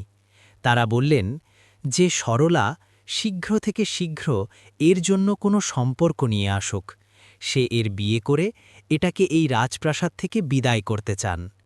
রানী বললেন যে তারপরে সে নিজের ছেলের জন্য কোনো চাঁদের মতো সুন্দর পুত্রবধূ নিয়ে আসবেন এবং তারপরে সে নিজের হৃদয়ের সব অভিলাষ পূরণ করবেন। শিবাংশের উল্লেখে রানী হাসছিলেন। সরলা বলল যে ঠিক আছে, সে চিন্তা করবেন না, সে শীঘ্রই কিয়ারার জন্য কোনো ভালো সম্পর্ক নিয়ে আসছে।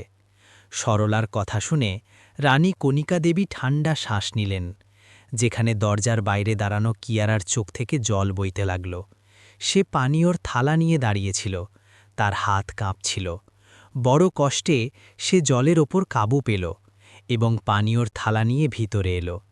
কিয়ারাকে দেখে দুজনেই চুপ হয়ে গেল। কিয়ারার হৃদয়ে হাজার টুকরো হয়ে গেল।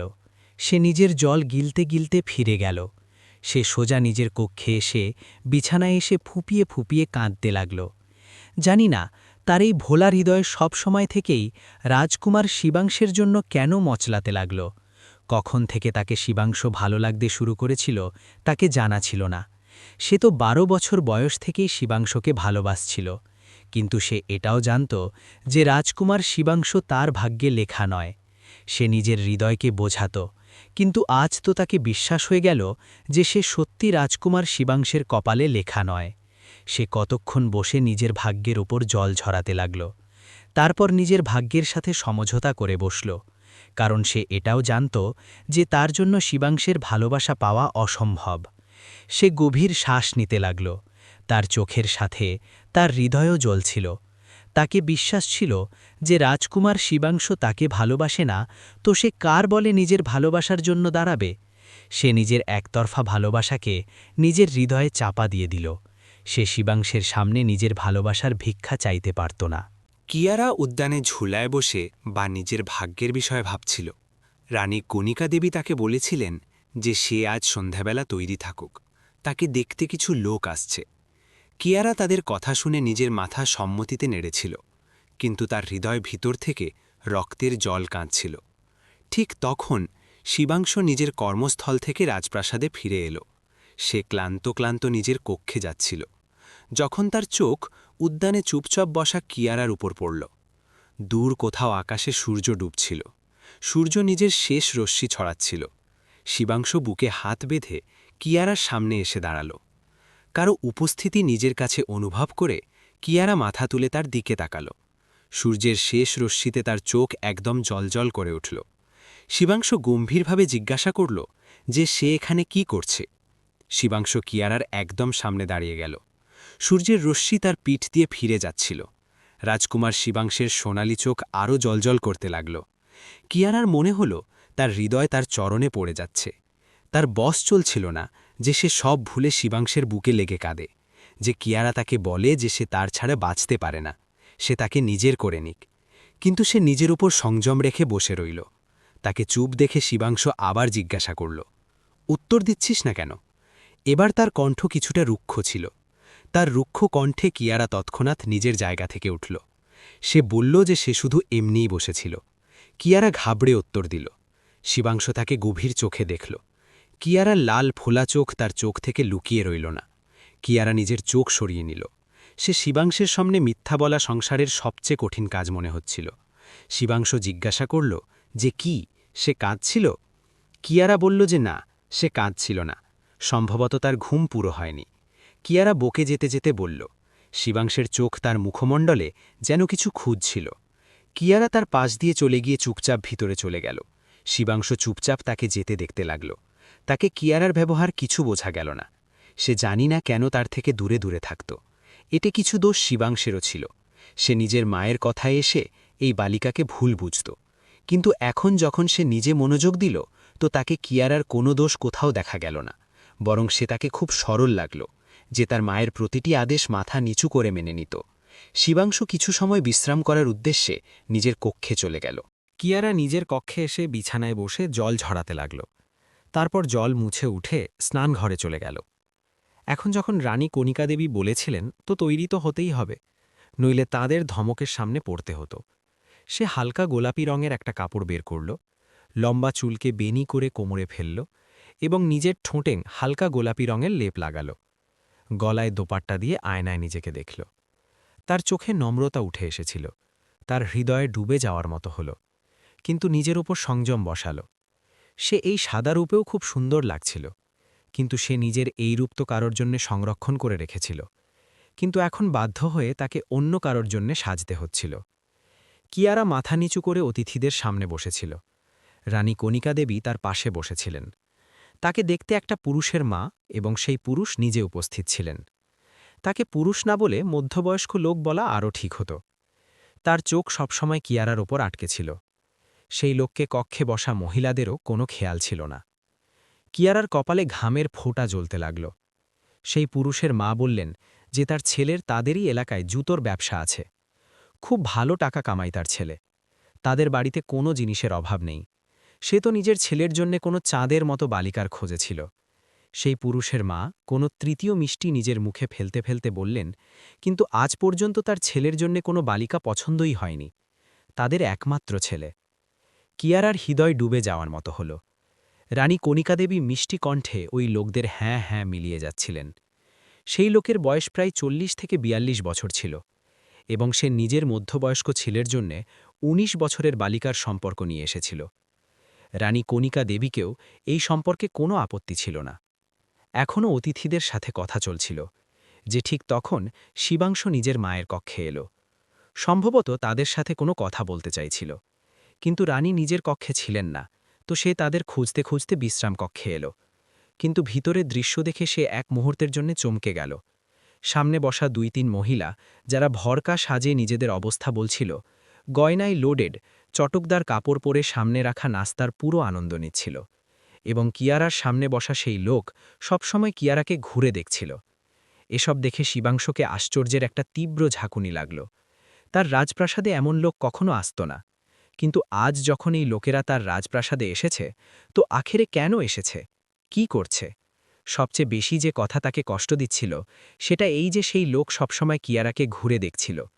তাকে এই কথা একদম সহ্য হচ্ছিল না। তার হৃদয়ে একটা আঘাতের মতো লাগল। সে তৎক্ষণাৎ এগিয়ে রানী কণিকা দেবীর সামনে গেল। শিবাংশ অজন্তায় জিজ্ঞাসা করল যে এসব কি হচ্ছে। রানী কণিকা দেবী ছেলেকে দেখে একদম হড়বড়িয়ে গেলেন। তার একদম আশা ছিল না যে শিবাংশ কক্ষ থেকে বেরিয়ে আসবে, কারণ সে তো বিশ্রাম করার উদ্দেশ্যে শুয়েছিল।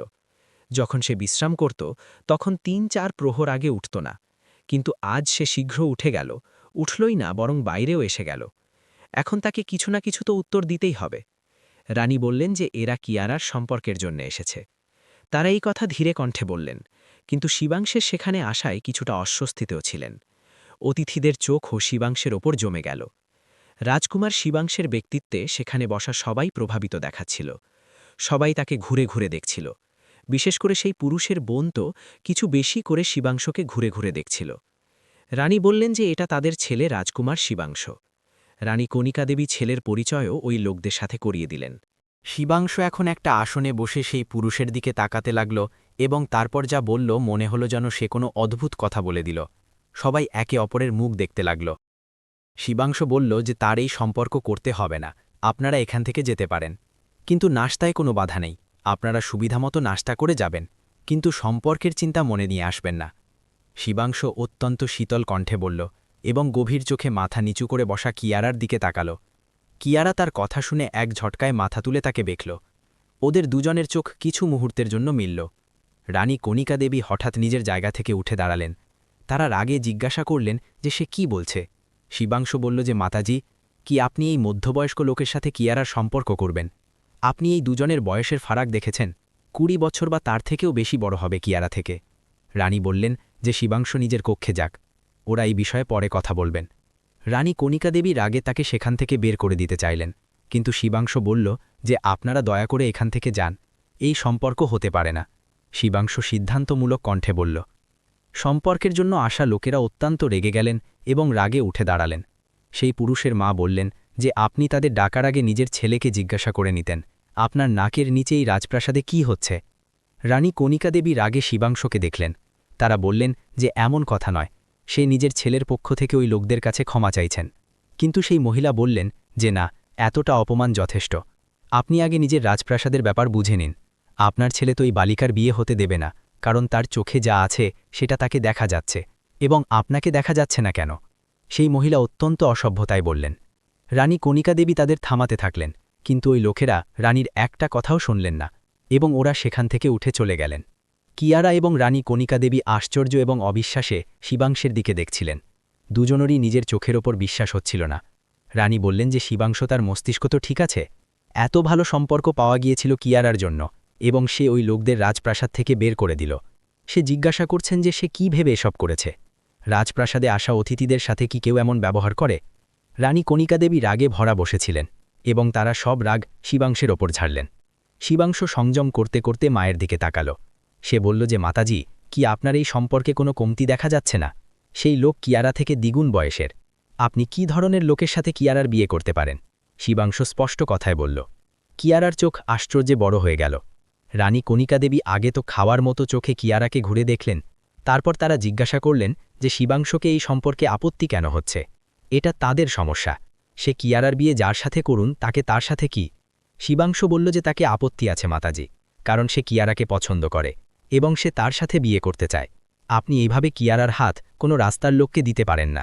শিবাংশ আজ নিজের মায়ের সামনে দাঁড়িয়ে কিয়ারার জন্য নিজের পছন্দ প্রকাশ করল, এবং শিবাংশের কথা শুনে রানী কণিকা দেবীর মাথায় আকাশ ভেঙে পড়ল। তারা অবিশ্বাসী চোখে শিবাংশের দিকে তাকালেন। যে কথা থেকে সে ভয় পেতেন, আজ সেই কথাই বাস্তবের রূপ নিয়ে তাদের সামনে এসে দাঁড়িয়ে গেল। রানী বললেন যে শিবাংশের মস্তিষ্ক বিকৃত হয়ে গেছে, সে জানে কি সে কি বলছে। রানী কণিকা দেবী রাগে নিয়ন্ত্রণ হারিয়ে চেঁচিয়ে উঠলেন। শিবাংশ গভীর শ্বাস নিল। সে বলল যে মাতাজি, সে খুব ভালোভাবে জানে কি বলছে। রানী কণিকা দেবী এক ঝটকায় কিয়ারার দিকে ঘুরলেন এবং অত্যন্ত রাগে তাকে দেখতে লাগলেন। সে সামনে এগিয়ে তার হাত খুব জোরে ধরে মুচড়ে দিল। কিয়ারার মুখ থেকে একটা হালকা চিৎকার বেরিয়ে এলো। রানী বললেন যে যেমন মা তেমন মেয়ে। এর মাও এইভাবেই রাজপ্রাসাদ থেকে পালিয়ে বিয়ে করেছিল। এর সব আত্মীয়রা এর মাকে, এর বাবা পর্যন্ত ত্যাগ করেছিল। রানী আরও বললেন যে তাই তো আজ পর্যন্ত এর কোনো আত্মীয় এটাকে নিতে আসেনি, এবং আজ এটাও সেই করছে যা এর মা করেছিল।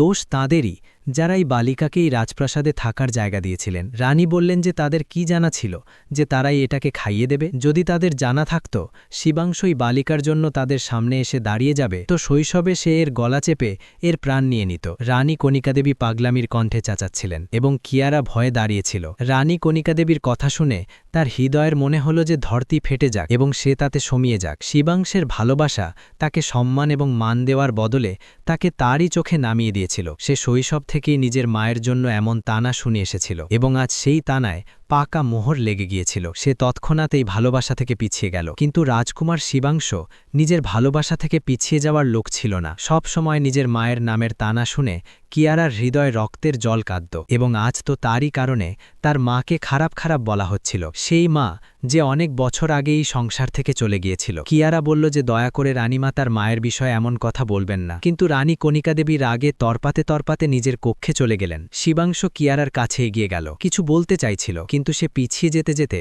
জলে ভরা চোখ তার উপর ফেলে নিজের কক্ষে দৌড়ে গেল। শিবাংশ গভীর শ্বাস নিয়ে নিজের কক্ষে। কিয়ারা লাল ফোলা চোখ নিয়ে রানী কণিকা দেবীর সামনে দাঁড়িয়েছিল।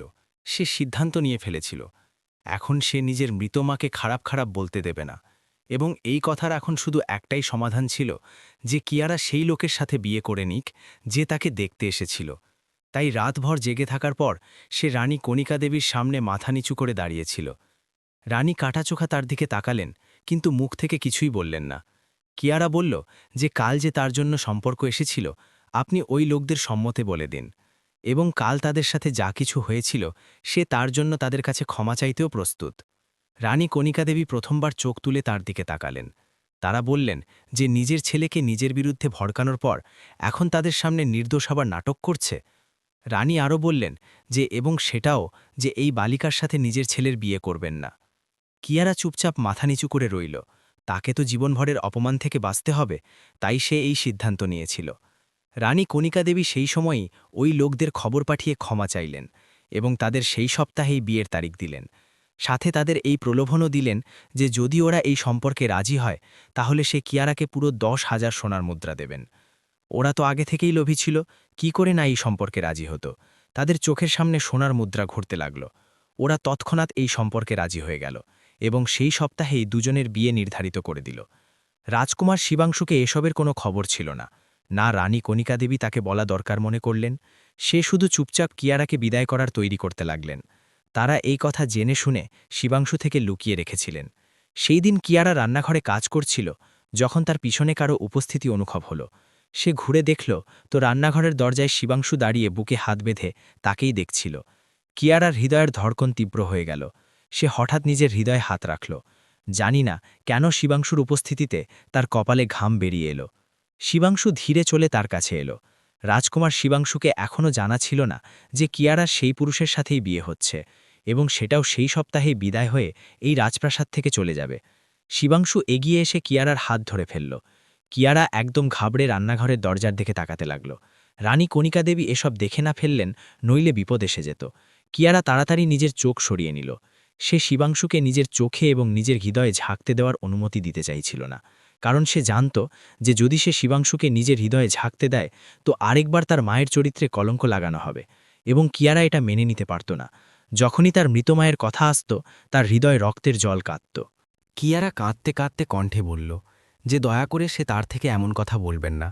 সে যা চান সেটা কখনো হবে না। তার কথা শুনে শিবাংশু কিছু মুহূর্তের জন্য নিজের জায়গায় দাঁড়িয়ে রইল। তার হৃদয়ের ধড়কন থেমে গেল। তাকে মনে হলো তার কান ভুল শুনেছে। সে কিয়ারার চোখে তাকালো। সে তাকে দেখে কত আনন্দে চোখ জলজল করত। এসব তার ভ্রম তো হতে পারে না। শিবাংশু অবিশ্বাসী কথায় জিজ্ঞাসা করল যে কিয়ারা এটা কি বলছে। আজ সে প্রথমবার পুরো নামের বদলে তাকে ভালোবাসায় ডেকেছিল এবং আজ তার মুখ থেকে এই নাম শুনে কিয়ারার চোখে জল এসে গেল।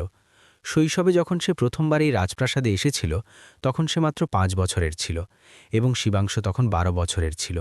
যখন তার বাবা তার নাম কিয়ারা রেখেছিলেন তো শিবাংশু এত লম্বা নাম নিত না এবং সে তাকে ভালোবাসায় ডাকত, এবং তখন থেকেই কিয়ারার এই নাম খুব প্রিয় লাগতে লাগল। কিন্তু যখন শিবাংশু সেখান থেকে চলে গেল তো কেউ তাকে ভালোবাসায় ডাকেনি, সবাই তাকে কিয়ারাই ডাকত। আজ এত বছর পর শিবাংশের মুখ থেকে সেই নাম শুনে তার চোখে নম্রতা জলজলে উঠল, কিন্তু সে পাতা ঝোপকিয়ে নিজের নম্রতা লুকিয়ে ফেলল। শিবাংশু বলল যে চুপ কেন, তার দিকে তাকাও। কি বলছে সে?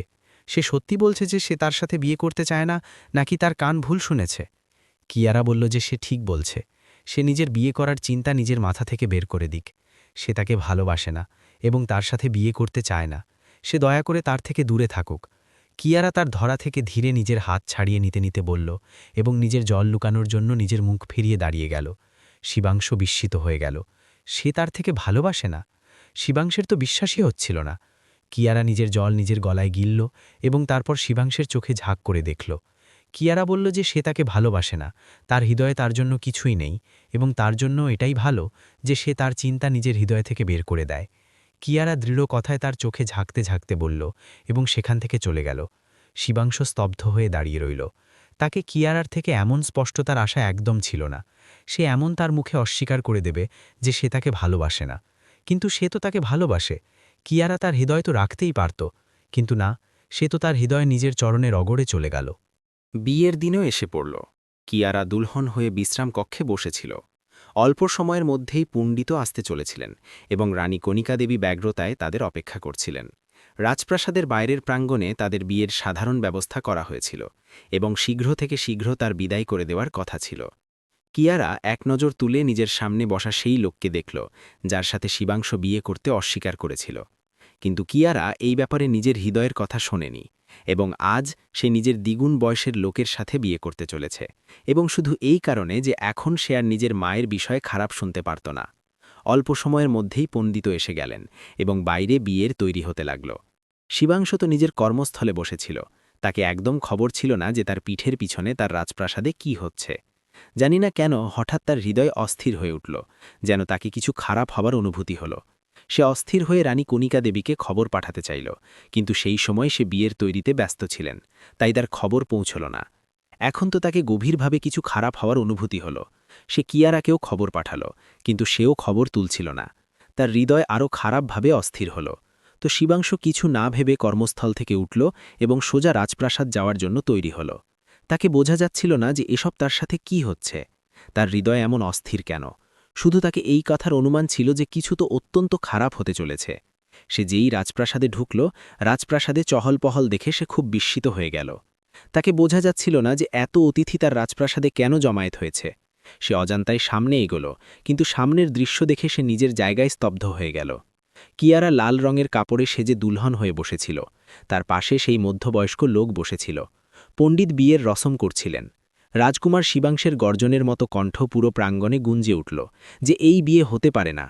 কিয়ারা জটকায় মাথা তুলল এবং রানী কণিকা দেবী তো স্তব্ধ হয়ে গেলেন। সে ভাবতেও পারেননি যে শিবাংশ হঠাৎ এসে পড়বে এবং বিয়েকে থামিয়ে দেবে। শিবাংশ বলল যে এই বিয়ে থামতে পারে তো ভালো, সে চুপচাপ এখান থেকে চলে যাক। কিয়ারাকে রাজপ্রাসাদ থেকে বিদায় হতে দিন। রানী কণিকা দেবী ধীরে কিন্তু কঠোর কণ্ঠে বললেন। কিয়ারা তো একদম পাথর হয়ে গিয়েছিল। শিবাংশ বলল যে আপনি তার মা, আপনার এই কথার খেয়াল নেই যে আপনি তার ভালোবাসাকে তাকে ছিনিয়ে নিচ্ছেন। সে তাদের সামনে হাত জোড়ে, তাদের সাথে এমন করবেন না। শিবাংশ বলল যে সে কিয়ারা ছাড়া থাকতে পারে না, সে তার ছাড়া প্রাণ ত্যাগ করে দেবে। কি তাদের নিজের ছেলের মৃত্যু মেনে নেওয়া যায়? এই বালিকার জন্য আপনার হৃদয়ে যে ঘৃণা আছে সেটা বের করে দিন। শিবাংশ বলল যে কারণে আপনি এর থেকে ঘৃণা করেন সেই কারণ নিরাধার, কিন্তু আপনি নিজের জায়গায় ভুল। আমরা এর অপরাধী, আপনি এই কথা স্বীকার করছেন না কেন? শিবাংশু বলল যে এর মা বাবা এর সাথে নেই, তো এর কারণ বাবা নিজের ভুলের প্রায়শ্চিত্ত করে ফেলেছেন এই বালিকার মাথায় হাত রেখে, এটাকে রাজপ্রাসাদ দিয়ে এর খেয়াল রেখে, এর প্রয়োজনের খেয়াল রেখে। শিবাংশু বলল যে কিন্তু আপনি কেন অপরাধী হয়ে উঠছেন? সব ভুলে যান, এই নির্দোষের ওপর অত্যাচার করা ছেড়ে দিন। শিবাংশু ঠোঁট কেটে শীতল কণ্ঠে বলল এবং তারপর অতিথিদের দিকে ঘুরল। শিবাংশু বলল যে সে আগেও ওই লোকদের এই রাজপ্রাসাদ থেকে বের করে দিয়েছে, এখন দুবার বের করছে। আপনারা নিজেদের এই অতিথি এবং নিজেদের এই তথাকথিত বরযাত্রী নিয়ে ফিরে যান, নইলে তার থেকে খারাপ কেউ হবে না। শিবাংশুর আগে পাগল হয়ে যেতে যেতে বলল এবং তার এমন রাগ দেখে ওরা ফিরে চলে গেল। কিন্তু যেতে যেতে রানী কণিকা দেবীকে চার কথা শোনাতে ভোলেনি। রানী কণিকা দেবীর আগে ঘুরে ছেলের দিকে তাকালেন যে তাদের একটা কথাও শোনার জন্য প্রস্তুত ছিল না। শিবাংশু পণ্ডিতকে বলল যে বিয়ের রসম শুরু করুন, বিয়ে অবশ্যই হবে এবং এখনই হবে। শিবাংশু কিয়ারার পাশে বসতে বসতে বলছিল, কিয়ারা অবিশ্বাসে তাকে দেখতে লাগল। রাজকুমার শিবাংশের মুখমণ্ডলে এই সময় পাথরের মতো ভাবছিল। কিয়ারার কিছু বলার সাহস হল না। অল্প সময়ের মধ্যেই দুজনের বিয়ে হয়ে গেল এবং রানী কণিকা দেবী স্তব্ধ হয়ে গেলেন। তারা এই বালিকাকে শিবাংশু থেকে দূরে রাখার প্রতিটি সম্ভব চেষ্টা করেছিলেন, কিন্তু সে নিজের চেষ্টায় সফল হতে পারেননি। রাজকুমার শিবাংশু এবং কিয়ারার সাথে জীবন ভরের জন্য লেখা ছিল। কিয়ারা চুপচাপ বসেছিল, তার ভাবার বোঝার সব সুদবুদ হারিয়ে গিয়েছিল। শিবাংশু মুচকি হেসে কিয়ারার দিকে তাকালো, কিন্তু সে তো হাসতেও পারল না। তার চোখ রানী কণিকা দেবীর রাগে ভরা মুখমণ্ডলে আটকে ছিল। তার হৃদয় কোনো পাতার মতো কাঁপছিল। এখন তাকে সারা জীবনই নিজের মায়ের নামের তানা শুনতে হবে। ওদের দুজনের বিয়ে তো হয়ে গিয়েছিল, কিন্তু এখনও দুজনে স্বামী স্ত্রীর মতো থাকত না। কিয়ারা নিজের কক্ষে আলাদাই থাকত এবং শিবাংশ তাকে নিজের কক্ষে নিয়ে যাওয়ার জন্য বলেনি। পুরো এক সপ্তাহ কেটে গেল এবং কিয়ারা তার সামনে আসেনি। যদিও শিবাংশের অস্থির চোখ তাকে খুঁজত এবং না দেখলে গভীর শ্বাস নিয়ে থেমে যেত। সেই দিন যখন সে কর্মস্থল থেকে এলো তো তার মাথায় তীব্র পীড়া হচ্ছিল। আজ কর্মস্থল থেকে আসতে তাকে দেরি হয়ে গিয়েছিল। রাজপ্রাসাদে পৌঁছাতে পৌঁছাতে রাতের মাঝামাঝি সময় হয়ে গিয়েছিল। নিজের মাকে খবর পাঠিয়ে সে আগেই জানিয়ে দিয়েছিল যে আজ সে আসতে দেরি হবে, তাদের অপেক্ষা না করতে, ভোজন করে আসবে। এবং এখন যখন সে কর্মস্থল থেকে রাজপ্রাসাদে এলো তো মাথা পীড়ায় ফেটে যাচ্ছিল। সে ভাবল যে স্নান করে স্বচ্ছ হয়ে যায়, সম্ভবত মাথা পীড়া কিছুটা কমে যাবে। কিন্তু স্নানের পরেও মাথা পীড়া কমল না। কাপড় পরে এবং গলায় একটা কাপড় দিয়ে সে রান্নাঘরের দিকে এগোনো, একটা পানীয় বানানোর উদ্দেশ্যে। কিন্তু রান্নাঘরের জ্বলা দ্বীপ দেখে চমকে গেল। ভিতরে ঢুকল তো কিয়ারা রান্নাঘরে দাঁড়িয়ে নিজের জন্য পানীয় বানাচ্ছিল। কতদিন পর আজ কিয়ারাকে দেখা গেল। কারো উপস্থিতির অনুভূতিতে কিয়ারার হৃদয় খুব ধরাস ধরাস করতে লাগল। সে হঠাৎ ঘুরে দেখল তো সে গলায় কাপড় দিয়ে ভিজে চুল নিয়ে তাকেই দেখছিল। কিয়ারা জিজ্ঞাসা করল যে আপনিই সময় রান্নাঘরে? যে কতদিন থেকে তাকে লুকিয়ে ঘুরছিল আজ হঠাৎ সে সামনে এসে পড়ল। শিবাংশু ধীরে চলে তার কাছে এলো। সে বলল যে হ্যাঁ, মাথা পীড়া হচ্ছে, একটা পানীয় বানানোর উদ্দেশ্যে এসেছিল। এখন যখন সে রান্নাঘরে আছে তো সেই বানিয়ে দিক। সে চোখে অপার ভালোবাসা নিয়ে তাকে দেখছিল। কিয়ারার হৃদয় জোরে ধড়কতে লাগল, কিন্তু তার মাথা পীড়ার কথা শুনে সে চিন্তিতও হল। কিয়ারা চিন্তিত কণ্ঠে বলল যে মাথা পীড়া বেশি তো হচ্ছে না, যদি বেশি হয় তো কোনো ঔষধ নিন। শিবাংশ বলল যে তার প্রতিটি পীড়ার ঔষধ তো সে। কিন্তু জানি না কেন সে তার থেকে দূরে পালাচ্ছে। শিবাংশ নিজের দুটো হাত কিয়ারার কাঁধে রেখে তাকে অল্প নিজের কাছে টানল। কিয়ারার হিলায় জোরে লাফিয়ে উঠল। কিয়ারা বলল যে দয়া করে সে তার থেকে দূরে থাকুন, যদি রানীমা দেখে ফেলেন তো। কিন্তু তার এই ভয় দেখে শিবাংশ হেসে ফেলল। শিবাংশ বলল যে এখনও মা থেকে ভয় পাস, এখন তো সে তার স্ত্রী হয়ে গেছে। শিবাংশ ধীরে তার গালে নিজের আঙুল স্পর্শ করতে করতে বলল। কিয়ারা বলল যে এখন আপনাকে পানীয় খেতে হবে, সে আপনার জন্য এখনই পানীয় বানাচ্ছে, আপনি দয়া করে কক্ষে যান, সে সেখানে নিয়ে আসবে। শিবাংশ বলল যে পানীয় খাওয়ার চিন্তা তো ছিল, কিন্তু এখন সেই পানীয়ের জায়গায় অন্য কিছু খাওয়ার মন করছে। যদি সে অনুমতি দেয় তো সে মাধোষ হয়ে যাচ্ছিল। তার কোমল গোলাপি ঠোঁট দেখতে দেখতে সে মাধোষ কণ্ঠে বলল। কিয়ারা জিজ্ঞাসা করল যে কি খেতে হবে, সে তো পানীয় মাধাচ্ছিল, আপনার জন্যও বানিয়ে দিই। শিবাংশ বলল যে না, পানীয় না, সে তার ঠোঁটের পান করতে চায়। সে তার ঠোঁটে নিজের বুড়ো আঙ্গুল ধীরে স্পর্শ করতে করতে বলল। তার এই খোলা কথায় কিয়ারার হেদায় লাফিয়ে তার গলায় এসে পড়ল। শিবাংশ বলল যে সে শুনেছে যে স্বামী স্ত্রী একে অপরের জন্য প্রতিটি পীড়ার ঔষধ হয়, তো সেও তার পীড়ার ঔষধ হয়ে যাক। তার গলায় নিজের মাথা রেখে বলল। তার মধোষ কণ্ঠ, তার উথলে ওঠা ভাব কিয়ারাকে লজ্জিত করছিল, কিন্তু রানী কণিকা দেবীর ভয়ও তার হৃদয়ে বসেছিল। তাকে এমন ভয়ার্ত দেখে শিবাংশ অল্প পিছিয়ে গেল। সে বলল যে ঠিক আছে, চলো একটা পানীয় বানাও, এমন ভয় পাওয়ার দরকার নেই। যদিও ভিতর থেকে শিবাংশের হৃদয় ভেঙে গেল। তার স্ত্রী তার সাথে একই রাজপ্রাসাদে থাকছিল, কিন্তু তার কাছে ছিল না। শিবাংশ বলল যে পানীয় বানিয়ে কক্ষে নিয়ে আসিস, ততক্ষণ সে একটা ঔষধ খেয়ে নেবে, মাথাপিটা কিছুটা বেশি হয়ে গেছে। সে চুপচাপ রান্নাঘর থেকে বেরিয়ে চলে গেল। তার কথার নিরাশায় কিয়ারার হৃদয় কেটে গেল। সে তার ভাব বুঝতে পারছিল, কিন্তু নিজের ভিতরের ভয়ের কি করত। সে ভিজে চোখ নিয়ে পানীয় বানাতে লাগল। হৃদয়ের ভিতর একটা সংগ্রাম জ্বলছিল। সেই লোকটাকে দুঃখ দিচ্ছে যে তার জন্য সবার সামনে দাঁড়িয়ে গিয়েছিল। ভরা সভায় এসে তাকে নিজের ভালোবাসা প্রকাশ করেছিল, তাকে সেই মধ্যবয়স্ক লোকের থেকে বাঁচিয়েছিল, প্রতিবার নিজের মায়ের সামনে তার জন্য দাঁড়িয়ে যেত। কি তাকে পীড়া দিয়ে এসে পাপের ভাগী হয়ে উঠছে না? তার ভিতরে একটা সংগ্রাম চলছিল। কিছু চিন্তা আসতেই সে তৎক্ষণাৎ চুলা বন্ধ করে দিল এবং পানীয় না নিয়ে শিবাংশের কক্ষের দিকে এগোল। কিছু মুহূর্তের জন্য তার হৃদয় ঘাবড়াল নিশ্চয়ই, কিন্তু সাহস করে সে ভিতরে ঢুকে গেল। শিবাংশ বিছানায় শুয়ে এক হাতে নিজের মাথা চেপে ধরেছিল, চোখ বন্ধ ছিল। শিবাংশ বলল যে পানীয় সেখানে রেখে দে, আর হ্যাঁ, যাওয়ার সময় দরজা বন্ধ করে যাস। পরের মুহূর্তেই শিবাংশ নিজের মাথায় কারো কোমল আঙুলের অনুভূতি পেল, তো সে তৎক্ষণাৎ চোখ খুলে দিল। কিয়ারা বলল যে পানীয় তো শুধু পীড়া ভোলানোর ছুতো, আসল পীড়ার ঔষধ তো স্বামী স্ত্রী একে অপরের জন্য হয়। সে ধীরে ধীরে কোমল আঙুলে তার মাথা সহলাচ্ছিল এবং তার মাথার পীড়া জাদুর মতো কমতে লাগল। এই মুহূর্ত, এই অনুভূতি যে কিয়ারা তার এত কাছে ছিল এবং তার হৃদয়ে একটা স্বস্তি নামতে লাগল। সে সামনে এগিয়ে নিজের মাথা তার কোলে রেখে দিল এবং কিয়ারা বড় ভালোবাসায় তার মাথা চাপতে লাগল। অনেক সময় পর তাকে স্বস্তি মিলেছিল এবং তাকে ঘুমিয়ে গেছে জেনে যখন সে উঠতে লাগল, তো শিবাংশ তার হাত ধরে নিজের দিকে টেনে নিল। শিবাংশ বলল যে যাস না, তার দরকার। সে সোজা তার কাছে এসে পড়ল। দুজনের মুখমণ্ডল একে অপরের কাছে ছিল। গরম শ্বাসের তাপ দুজনেই নিজেদের মুখে অনুভব করছিল। এটা অত্যন্ত কোমল মুহূর্ত ছিল এবং এই কোমল মুহূর্তে দুজনেই মাদহস হয়ে যেতে লাগল। কিয়ারা নিজের চোখ বন্ধ করে নিল এবং এই সম্মতি দেখে শিবাংশ তাকে নিজের বাহুতে ভরে নিল, তার ঠোঁটকে নিজের ঠোঁটে গ্রহণ করে নিল। সে ফোঁটা ফোঁটা সেই কোমল ঠোঁটের পান করতে নিজেকে স্বস্তি দিচ্ছিল। কিয়ারাও প্রতিটি ভয়কে নিজের হৃদয় থেকে বের করে নিজেকে তার হাতে ছেড়ে দিল। কিয়ারা নিজের পিঠে তার হাত সরতে অনুভব করছিল এবং যখন শিবাংশের হাত তার কাপড়ের দড়ি খুলল, তো সে মদহস হয়ে নিজের চোখ বন্ধ করে নিল। তার কাপড় সরাতে সে তার কোমল ধড়কনে নিজের মুখ লুকিয়ে ফেলল। আজ কতদিন পর শিবাংশের হৃদয়ে এই স্বস্তি মিলল। সে ধীরে ধীরে সেই স্বস্তিতে ডুবে যেতে লাগল। কিয়ারার মদহস শীতকার তাকে আরও মাধস করছিল। সেই রাতে দুজনেই এই মিলনের ঘড়িতে পুরোপুরি ডুবে গিয়েছিল এবং এখন স্বস্তিতে সে তার বাহুতে ঘুমাচ্ছিল। শিবাংশ তার কপালে চুমু খেতে খেপে তাকে নিজের আরও কাছে টেনে নিল। সকালের আলো কক্ষে হালকা হালকা ছড়াতে লাগল, কিন্তু ওরা দুজনে প্রতিটি জিনিস থেকে অজানা একে অপরে জড়িয়ে একে অপরের বুকে লেগে আবরণে লুকিয়ে শুয়েছিল। শুধু দুজনের মাথা দেখা যাচ্ছিল। কিয়ারার মাথা শিবাংশের কাঁধে রাখা ছিল এবং শিবাংশের এক হাত কিয়ারার কাঁধে ছিল। ঠিক তখন হঠাৎ দরজা খুলে রানী কণিকা দেবী ভিতরে ঢুকলেন। রাতে যখন কিয়ারা কক্ষে এসেছিল, তো সে দরজা বন্ধ করতে ভুলে গিয়েছিল এবং তারপরে ওরা দুজনে একে অপরের সঙ্গে এমন খোয়া গিয়েছিল যে তাদের দরজার হুঁশি ছিল না। এবং এখন যখন রানী কণিকা দেবী ভিতরে ঢুকলেন এবং নিজের ছেলের বাহুতে কিয়ারাকে দেখলেন, তো রাগ এবং লজ্জায় তারা নিজের মুখ ফিরিয়ে নিলেন এবং রাগে পা ঠুকে সেখান থেকে বেরিয়ে চলে গেলেন। তারা তো পরিকল্পনা করেছিলেন যে কিয়ারাকে নিজের ছেলের থেকে যতটা সম্ভব দূরে রাখবেন এবং একদিন এমন পরিকল্পনা করবেন যে তাকে তার জীবন থেকে চিরকালের জন্য দূর করে দেবেন। কিন্তু তার আগেই দুজনের মিলন হয়ে গিয়েছিল এবং এই কথা রানী কণিকা দেবী সহ্য করতে পারছিলেন না। রানী মনে মনে বললেন যে তুই এক রাতের জন্য তার ছেলের সঙ্গ পেয়ে গেলি, কিন্তু এখন সে তোকে সুখী থাকতে দেবে না। পরের দিনই তারা কিয়ারাকে শেষ করে দেওয়ার পুরো পরিকল্পনা করে ফেললেন। অল্প সময় পর দুজনকে দাসীর জোরে চেঁচানোর শব্দ শোনা গেল। ওরা দুজনে তৎক্ষণাৎ রানী কণিকা দেবীর কক্ষে দৌড়ে গেল।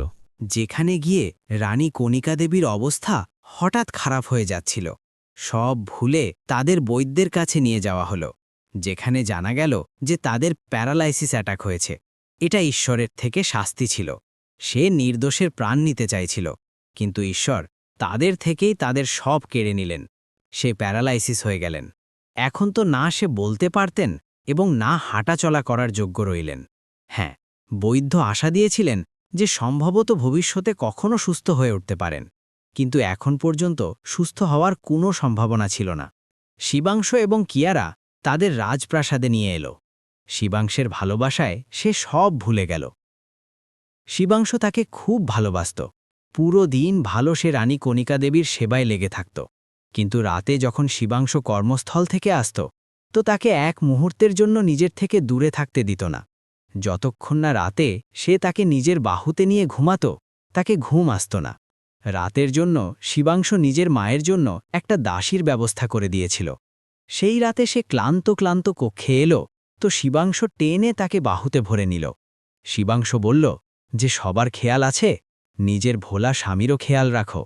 সে তার গলায় মুখ লুকিয়ে বলল, তার চুলের সুগন্ধ অনুভব করতে লাগল।